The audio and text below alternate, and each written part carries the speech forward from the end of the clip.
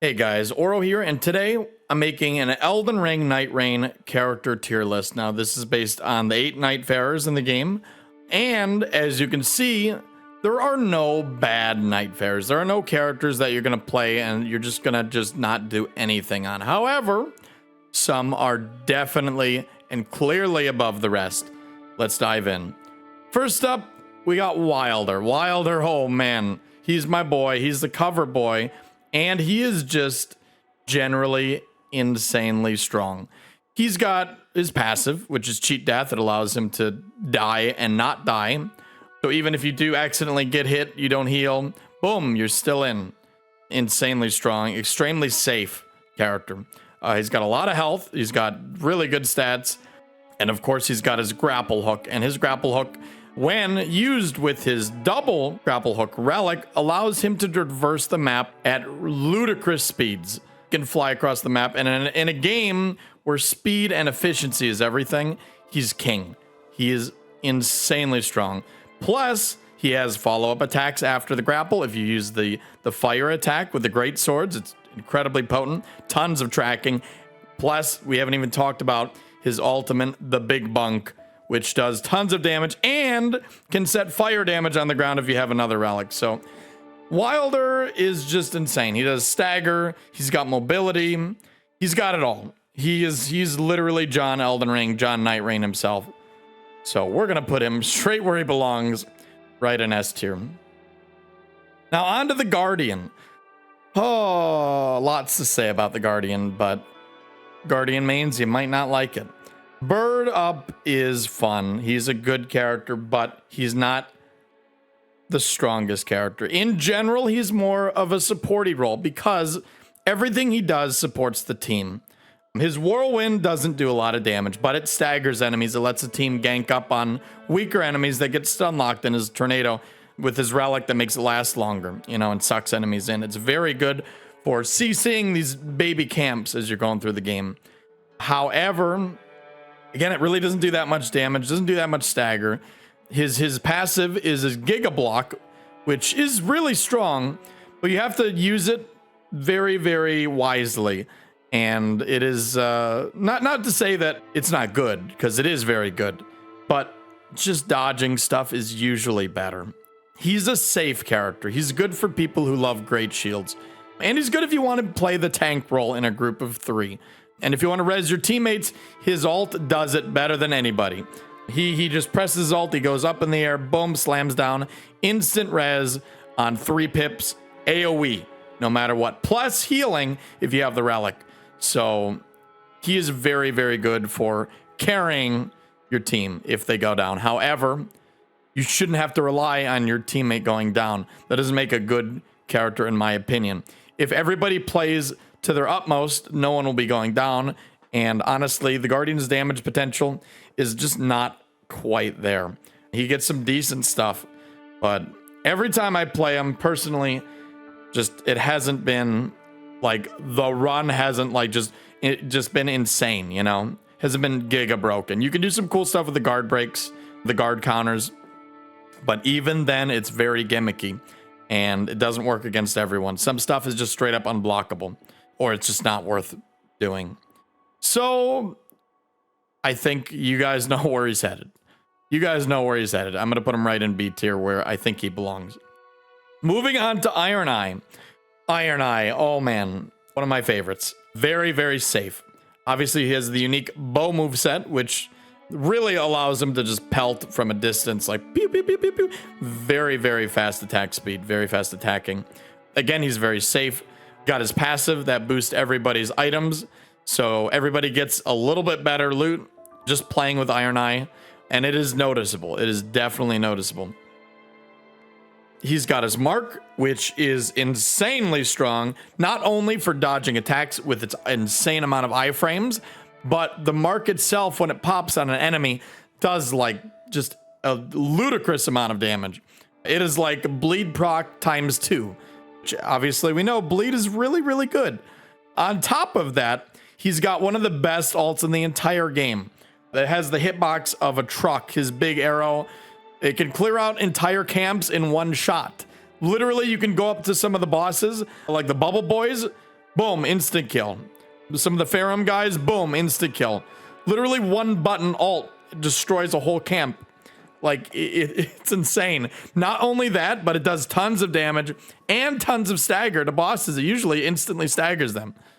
It's super good for rezzing. I think it does about 2 bars, not quite 3. But man, he just got it. He's got it all. Plus, he's extremely good at rezzing because he can just pelt from arrows from a distance super fast. Bum, bum, bum, bum, bum. You already got a bar. So not only is he more of a safe rezzer, he's always playing from a distance, but he revives super, super quick without having any abilities up, just by using a bow. Iron Eye is insane. It's no surprise that I'm gonna put him right where he belongs, right in S tier, right next to Wilder. I do think a Wilder is stronger just because he's safer and he's got the mobility that no one else has, but man, Iron Eye is dumb. So. Anyways, moving on to Duchess. Duchess is a very interesting character because she's squish, but her dodging is incredible. Her dodge is unparalleled. She's got the Bloodborne double flip Darkwood Grain Ring super dodges. She's able to just outspace stuff by just dodging, when most players have to sprint completely out of the way. She also does a absolutely insane amount of damage with a restage ability when timed correctly. And even when you spam it, when just people are just wailing on a boss, that is just free double damage on occasion, which is just so dumb. Combine this with bleed procs, frost procs, and really good timing, plus her dagger relic that gives her a free restage at the end of her combo, and you are doing some seriously, seriously dumb damage to bosses. However, she is very squish, and damage is sort of all she has. Her invisibility alt is pretty damn useless. A lot of the time, the bosses are just going to hit you anyways. It's good for rezzing, but she's still got to hit people on the ground, and it still takes a long time for her to rez. She's not quite as good at those other things as the other characters. For that reason, I think she's got to go directly in A tier. She doesn't have it all, but she is very good at damage, and if you have a Duchess on your team, that is how you're going to get the most damage, because a restage is just that dumb and just that powerful. Moving on to Raider. Oh boy, Raider, man. Raider is just so absurdly easy. He is Unga Bunga strength build. If you ever played a strength build in Elden Ring, you know that basically all they do is just equip 2 big colossal weapons, great axes, or whatever, colossal swords, and just go to town, you know? Jumping L1, jumping L1, jumping L1. You could even spam R2s, like heavy attacks. And it's so disgustingly efficient. Not only in terms of just raw damage, but just stagger. And even the recover time of just spamming these jump attacks, it's so easy. It's so easy. And you're able to dodge after. And it just does so much for so little. You have to invest like just a little bit of stamina. And they come with so much stamina. Raider has so much stamina. And he also has get out of jail free cards. With his punch gives iframes. His totem gives iframes and damage. His punch charged up after he takes a little bit of damage, which is all he does, allows you to basically stagger a boss for free with your basic ability, which is super, super dumb. He already has tons of stagger damage on top of more stagger damage on top of more stagger damage. You can see where I'm going with this. Everything he does is just free. Raider is super, super, super dumb. However, I think he's better than Iron Eye, but I don't think he's as good as Wilder because he doesn't have the mobility. So I'm going to put him right in the middle of S tier.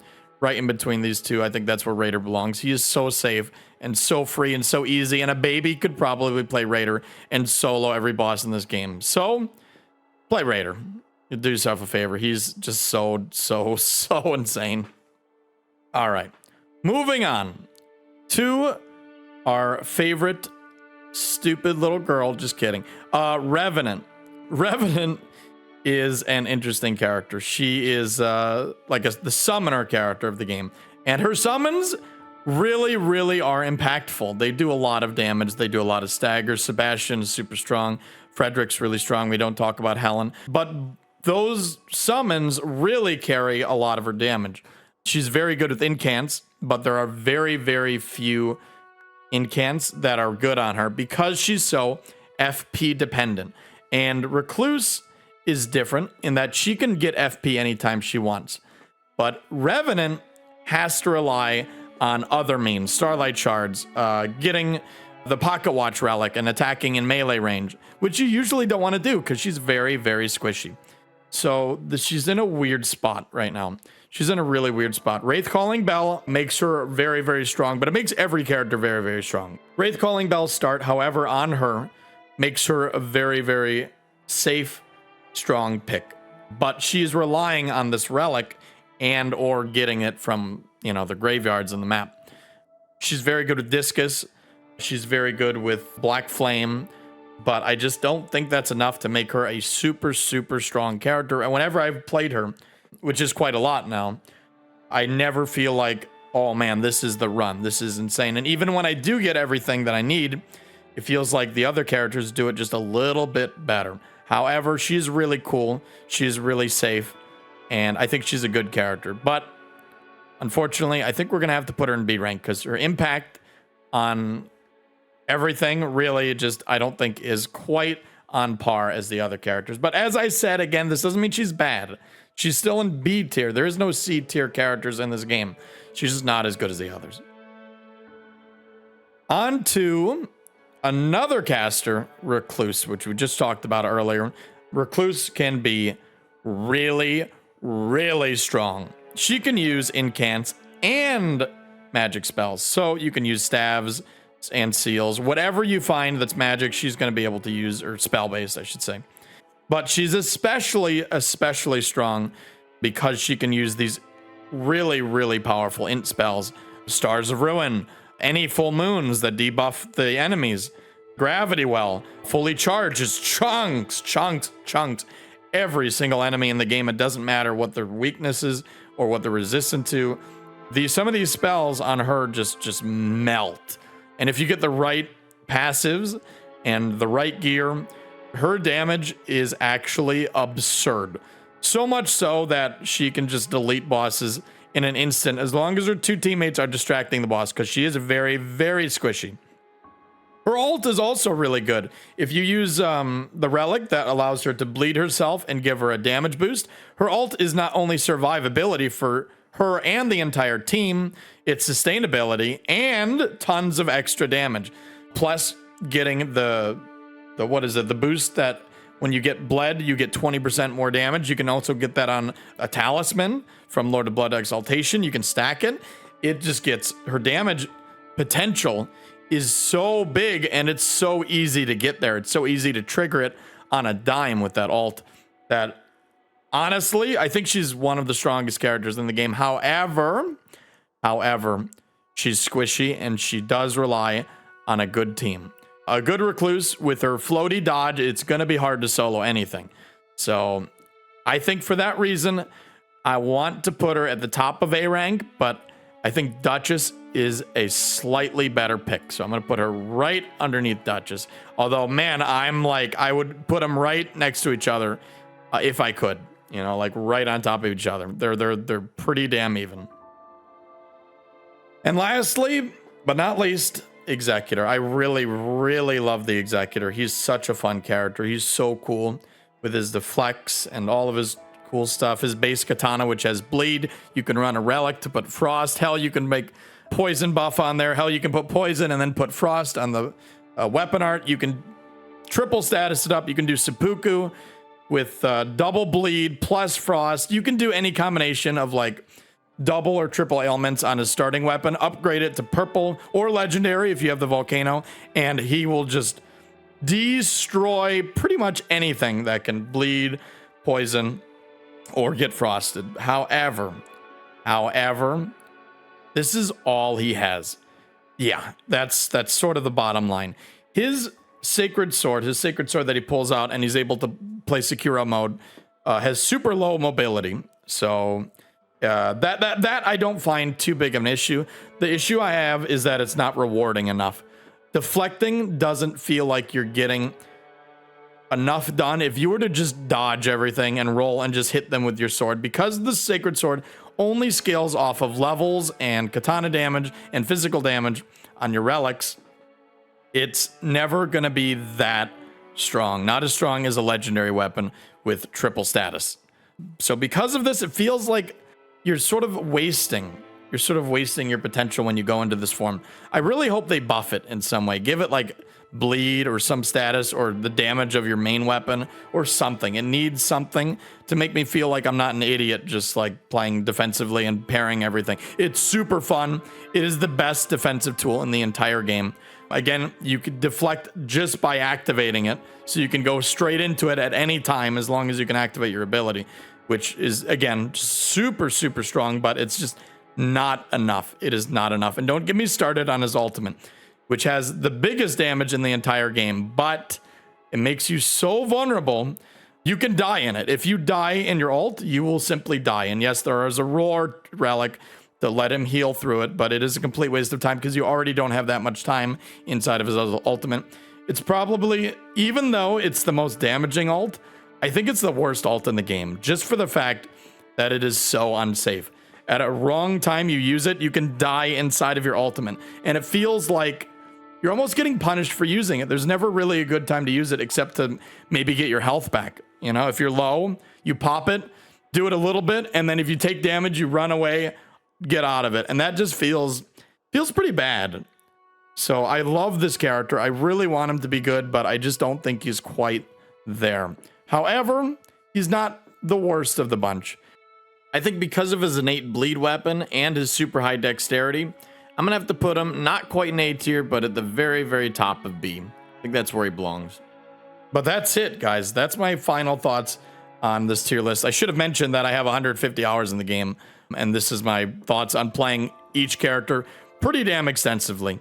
There are clear winners, I think, in Elden Ring, Nightreign, and there are characters that are just going to be safer. And this tier list is based off general play in solo and groups. This is just everything. To me, this is just the definitive, if you want to look at this, play the best characters, boom. They're Wilder, Raider, Iron Eye. Like, they're insanely strong. They are very good. But again, it doesn't mean that the other characters aren't good. I forgot to mention that Revenant has one of the best reses in the game. Her scream revives everybody regardless of pips, just like Burb. So if you want to support your team, if they're dying a lot, she's really good for that. But her ult isn't really good for much anything else. And Guardian's dodge is terrible. He's got a little shuffle. I forgot to mention that too. That's why, honestly, I think he's at the bottom of the list, because he just doesn't. He has one play style, one way to win, and it's not that good, in my opinion. The other characters just do what he does way better if you're better at the game. So, and that's okay. I think those characters need to exist because I think that's fine to have these different play styles. I think that's actually great that we can, because I have fun with every single one of these characters. None of them are unfun to play. I love them all, and they're all so unique and just, they're fantastic. FromSoft did a amazing job of balancing them and making them each feel, again, really, really unique and fun to play. But I think that's it. Thank you again so much for watching. Hope you guys enjoyed the tier list. And if you don't agree with me, well, that's fair. Be sure to let me know how you feel in the comments down below. I'd love to get your thoughts. And, you know, eventually maybe they'll update the game, rebalance these characters, and I'll do a revisioned tier list. So I guess look forward to that in the future. But for now, guys, I'm out. Be sure to subscribe for more Elden Ring Nightreign content coming soon. I'm going to be posting some specific character guides and probably an updated relic video, so you guys can look forward to that. But I'll see you then. Thanks for watching, guys. Peace.